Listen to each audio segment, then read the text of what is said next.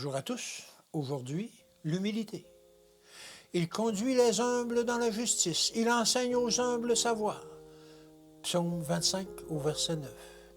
Jésus aime les jeunes. Il leur ordonne d'apprendre de lui la douceur et l'humilité de cœur. On voit rarement cette grâce précieuse chez les jeunes d'aujourd'hui.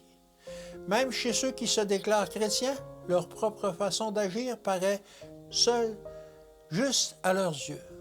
En acceptant le nom du Christ, ils n'acceptent ni de refléter son caractère, ni de se soumettre à porter son joug. C'est pourquoi ils ne connaissent pas la joie et la paix qu'on trouve à son service. L'humilité est une grâce précieuse, disposée à souffrir en silence, à supporter les épreuves. L'humilité est patiente et elle s'évertue à se satisfaire dans toutes les circonstances.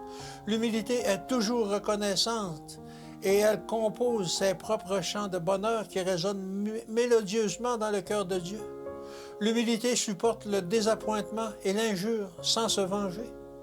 Un esprit humble et doux ne recherchera pas toujours son bonheur personnel, mais il fera preuve d'abnégation et il éprouvera un agréable contentement et une vraie satisfaction en rendant les autres heureux.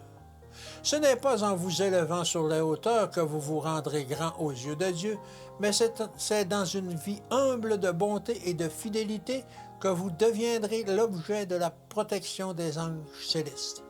L'homme modèle vécut presque 30 ans dans une ville de Galilée, cachée dans les collines. Toute l'armée des anges était à ses ordres, et cependant, il ne prétendit à rien de grand ou d'élevé.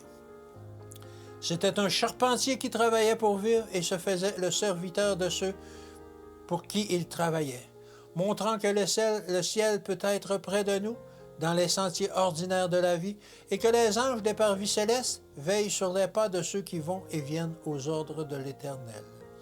La tempête et l'obscurité sont parfois nécessaires pour amener à maturité ces fruits parfaits de la foi qui sont l'humilité et l'amour. Que Dieu vous bénisse et qu'il vous garde, et à demain.